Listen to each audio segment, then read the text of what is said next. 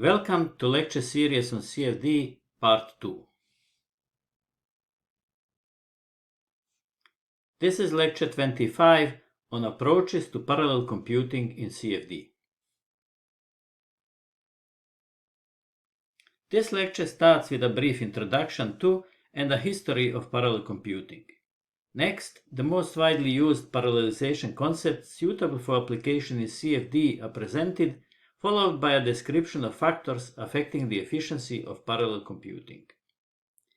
Domain decomposition in space is the most widely used approach to parallel computing in CFD and is therefore described in more detail. Domain decomposition in time is not widely used, but it is described because it can be combined with domain decomposition in space to increase the efficiency of long-lasting transient flow simulations. Analysis of the efficiency of parallel computing is also addressed, considering the necessary modifications of the solution algorithm, the additional time for communication between processors, and the load balancing effects. In recent years, CFD methods have been also adapted to run on graphics cards. Vendors of commercial CFD software are also following this trend by porting the codes to computing systems based on graphic cards. At the end, the advantages and disadvantages of the various approaches are highlighted in some practical application examples. In the 1970s, mainframe computers with vector processors were the fastest ones, capable of performing sophisticated computations as in CFD. However, only research institutions and large companies could afford such computing facilities. Not only were they expensive to buy, they also required a lot of space, many people to look after them, and they incurred very high operation and maintenance costs. Besides, many algorithms, like some of the better solvers for linear equation systems, were difficult or impossible to vectorize, and therefore not all codes could profit from the increased speed of vector processing. Thus, other alternatives to speed up the computations in a scalable way were sought. Parallel computing was one option, and it became the dominant way of computing in present days. Laptops and even mobile phones have multi-core processors nowadays. Research in parallel CFD started in the early 1980s using experimental parallel computers. There was nothing on the market yet. Since 1989, an international conference on parallel CFD takes place every year. Both vectorization and parallelization are subject to Amdahl's law. This is described in more detail in the next slide. Amdahl's law shows how the non-vectorizable or non-parallelizable part of the code affects the speedup. This figure shows the speedup in parallel computing as a function of the percentage of code which can be executed in parallel and the number of processors. In an ideal case, the speedup should be equal to the number of processors used. 1000 processors should be 1000 times faster than one processor. However, if 95% of the code is executed in parallel and 5% in serial mode, the maximum achievable speedup is 20. If 10% of the code cannot be executed in parallel, then the maximum speedup is 10, no matter how many processors are used. This is why solution algorithms are usually modified from their serial version so that they can be 100% executed in parallel, even if that means that the execution on a single processor is slower than with the original algorithm. Computer Science Department of the University of Erlangen in Germany built in the early 1980s one research parallel computer called DIRMO, Distributed Reconfigurable Multiprocessor. See the next slide. This photograph shows the DIRMO parallel computer exhibited in the Regional Computer Center in Erlangen, Germany. It had 26 computing units consisting of a processor, Intel 8086, mathematical processor, Intel 8087, and a memory module containing private and shared memory. Computing units could be linked to form different configurations like field, ring, or hypercube. In addition to a direct link to its private memory, Each processor could also access the shared memory of 7 other processor units. Thus, there was no need to copy and send data from one processor to another. It was therefore suitable for parallel CFD on structured grids using domain decomposition, because in 3D each grid block has 6 neighbor blocks. Unfortunately, the amount of available memory was small, the computing power of the processor low, and there was no follow-up project. In 1965, Germany launched Supranum project to build a supercomputer for numerical applications. A dozen parallel computers were built, but they were not very successful. The project was not continued after the first phase. More successful were private companies, Parsitech in Germany and Mako in UK. They built and sold many systems based on special processors called transputers. This was supported by European Union. Transputers had a good ratio of communication to computing speed. Transputer systems died out when the latest processor model T9000 failed to meet the specifications. Several companies that built parallel computers, like Kendall Square Research, Masspar, and Thinking Machines Corporation, went out of business in mid-1990s. The breakthrough came with clusters built with standard processors that are used for PCs. Nowadays, the largest clusters are built by companies which also make PCs, like HP, Dell, IBM, Lenovo, etc. In early days, computer codes had to be ported from serial to parallel computers, and this was a tedious job. Several communication libraries were introduced, like TCG, MSG, PVM, MPI, designed to help programmers by hiding low-level code. Eventually, MPI, which stands for Message Passing Interface, became a de facto standard for interprocessor communication. On the hardware side, there were also different options for interprocessor communication and data transfer, of which only a few survived, like Ethernet in various flavors and InfiniBand. In the early 1990s, European Union supported parallelization of commercial engineering software, also CFD software *CD. The aim was to help industry to adopt new technology. Parallelization at loop level is subject to Amdahl's law, see slide 5, and thus not scalable. That is, at some stage, adding more processors does not result in shorter computing time. Several concepts based on compiler parallelization were tried, but they did not reach efficiencies above 50%. The standard scalable approach in parallel CFD is based on domain decomposition. The solution domain is split into contiguous subdomains, and each subdomain is assigned to one processor. In finite volume methods, subdomain boundaries correspond to control volume boundaries. Each processor computes the solution in its subdomain. However, both the discretization and the solution process require some data that is computed by neighbor processors, because the algebraic equations for cells next to subdomain boundary refer to one or more layers of cells on the other side. Because that data is computed and stored by another processor, some data exchanged between processors must be arranged. The shared memory concept makes data from neighbor subdomains available, but memory access becomes a bottleneck when the number of processors exceeds a certain limit. Thus, this is not a scalable approach. Distributed memory is the standard concept these days. Each processor has its private memory for data it computes and for a copy of data it needs from neighbor subdomains.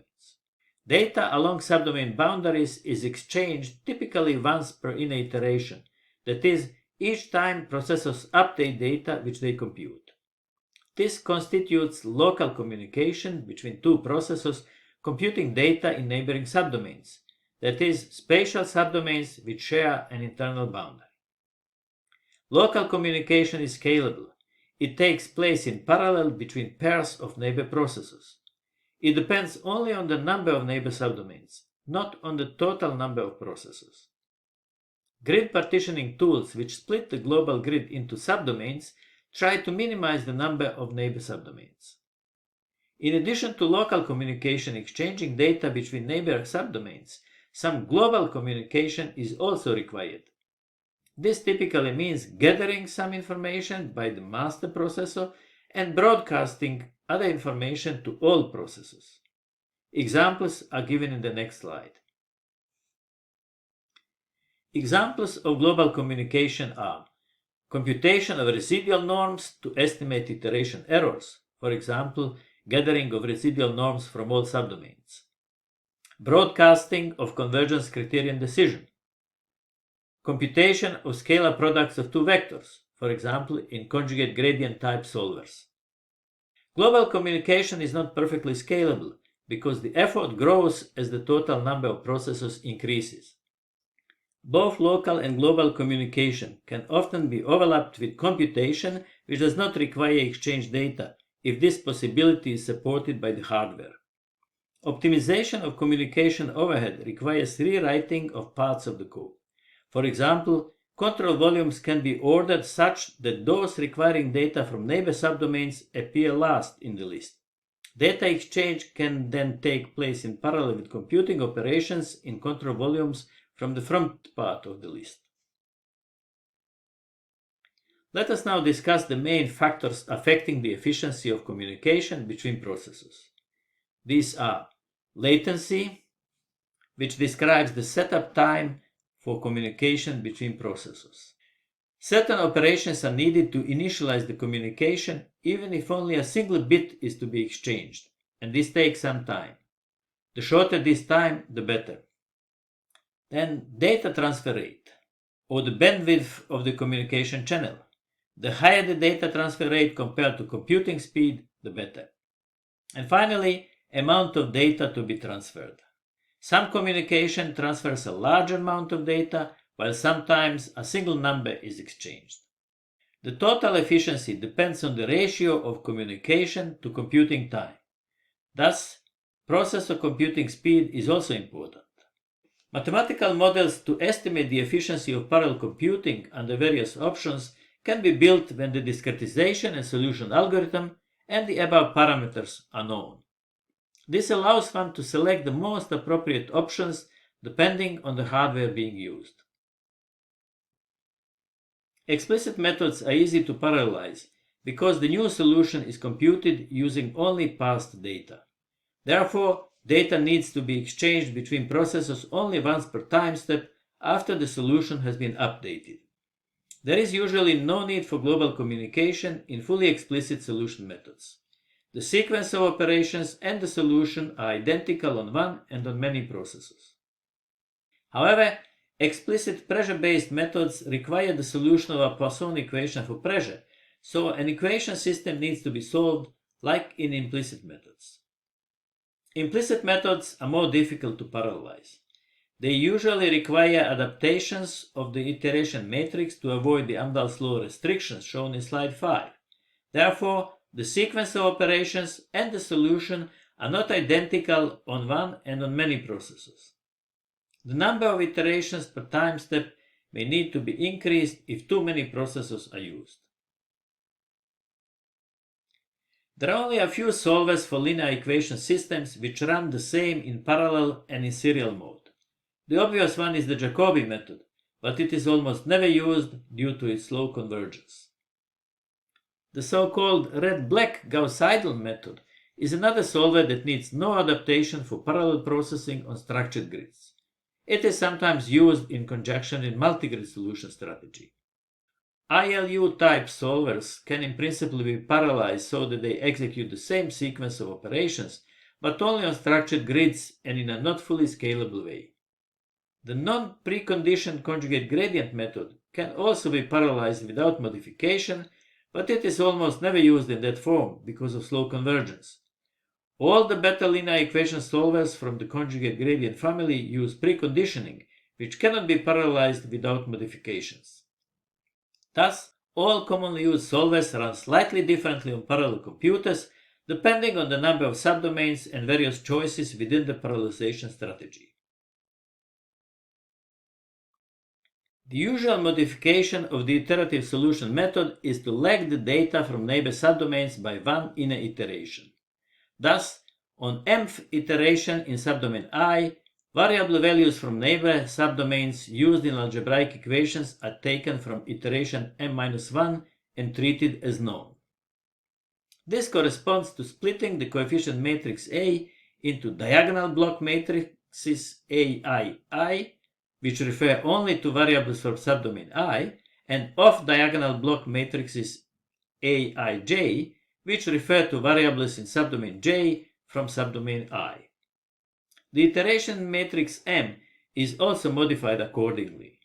It usually contains only the diagonal blocks MII as indicated in this expression. This part is what we have when solving the equations only in subdomain I, and this part represents the coupling of solutions from neighboring subdomains. See lectures 10 and 11 for a description of iterative solution methods used in CFD. Let me illustrate what was said in the preceding slide on one simple test case. The plot on the right shows an example of splitting a single solution domain into two subdomains. The matrix equation for a single domain looks like this. Let us now assume that we want to solve that equation using two processes. The grid is split into two subdomains as indicated by the blue and green lines in this plot. To enable parallel computing, we split the matrix A into two parts, A equal A prime plus A double prime. A prime contains only the block matrices for each subdomain. Diagonals from both subdomains referring to the other subdomains are included in A double prime. This part of the equation now lags one iteration, that is, phi old refers to the solution from previous iteration. Once iterations converge, the difference between solutions at two successive iterations will be negligible, and the latest solution will satisfy the original equation within the imposed tolerance. The parallelization approach described in the two preceding slides is generic. Any iterative solver can easily be adapted to it. Local communication is required after each inner iteration to update the data from neighbor subdomains stored in private memory. In the limit of each subdomain containing just one control volume or grid node, the solver would reduce to the Jacobi method. Fortunately, the number of control volumes or grid nodes per subdomain is typically much larger than the number of subdomains, so it is not that bad. However, if the number of processors becomes very large for a given grid, that is, if the number of control volumes or grid nodes per processor becomes too low, the solver performance worsens. Multigrid methods can help to improve solver performance, but to fully benefit from multigrid method, grid coarsening may have to be carried out to a level at which the number of cells or grid nodes is smaller than the number of processors. This means that agglomeration of subdomains is required on coarse grid levels, and therefore part of the work must be done on fewer processors, while some processors are left idle for a while. Implicit methods that perform outer iterations within a time step offer another parallelization possibility, solving for multiple time steps in parallel.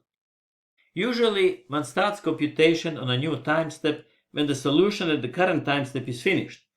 All solutions from previous time steps needed in the algorithm are then known. For a solution method that uses variable values from two time levels, for example the Crank-Nicolson method, the matrix equation has this form. The second term on the left-hand side can be added to the source term on the right-hand side because the solution at time step n-1 is known. However, one can start computation for the new time step as soon as the first outer iteration on the current time step is finished, providing the first estimate of the solution phi n. We then have two processors operating on the same spatial subdomain but on different time levels, n and n plus 1. After the second outer iteration at time level n, the first outer iteration at time level n plus 1 is done. While doing the third outer iteration at time level n and the second outer iteration at time level n plus 1, we can perform the first outer iteration at time level n plus 2, and so on. This figure shows the structure of the global matrix equation when solving for 4 time steps in parallel on a single spatial domain. This row represents the latest time level, here n+1. The rows below are for time levels n, n-1, and n-2. The solutions at time level below n-2 are known. The equation solved at the mth outer iteration for the time step Tn is then given by this expression. The superscript denotes the time level, and the subscript denotes the outer iteration within that time level. While one processor is performing at time level n the outer iteration m, another processor is performing at time level n-1 the outer iteration m+1. And the latest estimate of the solution stems from the outer iteration n at that time level. Once the processor working on the last row has performed enough outer iterations, it leaps 4 time steps forward and starts with time level n+2, using the latest available estimate of solution at time level n+1, and so on. Local communication for time parallelism involves one sending and one receiving of the complete solution field per outer iteration. This is called coarse-grained communication because a large amount of data is exchanged seldom.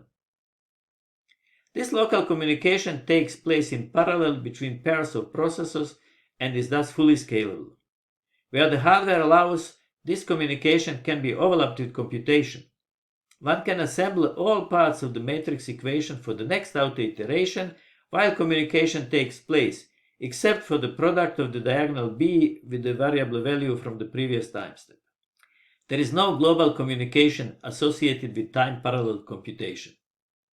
The use of provisional solutions from previous time steps affects the convergence of outer iterations. If too many time steps are computed in parallel, the number of required outer iterations per time step would have to be increased, raising the computing effort. The rule of thumb is the number of time steps that can be efficiently executed in parallel equals half the number of outer iterations required per time step. The performance of parallel computing is measured by the speed up or efficiency, given by these two expressions. S stands for speed up and E for efficiency. TS stands for the execution time of the best serial algorithm on one processor, not the execution of the parallel algorithm on a single processor. Due to modifications which are necessary to parallelize the algorithm, its execution on a single processor may be slower than for the original version. Tn is the execution time of the parallel algorithm on n processors. Ideal speedup equals the number of processors, and ideal efficiency is 1, or 100%. Usually, speedup or efficiency is lower than ideal, but depending on the hardware, one can obtain also higher values. This is usually due to the effects of data caching. For example, at a certain number of control volumes or grid nodes per processor, data may need to be fetched to the cache memory from the main memory more seldom, because most of the needed data is already in the cache memory. Processors are usually synchronized at the beginning of each iteration. There are thus idle times because one iteration may last longer on some processors than on others. There are many possible reasons for uneven load. Unequal number of cells per subdomain, different boundary conditions, or local phenomena in some subdomains, branches in the algorithm, different number of neighbor subdomains, etc. For a single processor, the computing time can be expressed as the product of the number of control volumes, the computing time per floating point operation, and the number of floating point operations per cell required to reach convergence. For a parallel algorithm executed on n processors, the total computing time can be expressed as the sum of calculation time and communication, which could not be overlapped with computation. During this communication time, processors are either idle or busy with communication. The total efficiency can thus be rewritten as given by this expression. Different effects can be separated into three main groups, expressing total efficiency as the product of numerical efficiency, parallel efficiency, and load balancing efficiency. Numerical efficiency accounts for a higher demand for computing operations by the parallelized algorithm due to the necessary modifications of the original algorithm to make it parallelizable. Parallel efficiency accounts for the time spent on communication during which computation has to be halted. It depends on the amount of local and global communication which cannot be overlapped with computation. Load balancing efficiency accounts for idle times due to uneven load. Here only the uneven number of cells is accounted for, but other effects may also be significant as discussed in the preceding slide.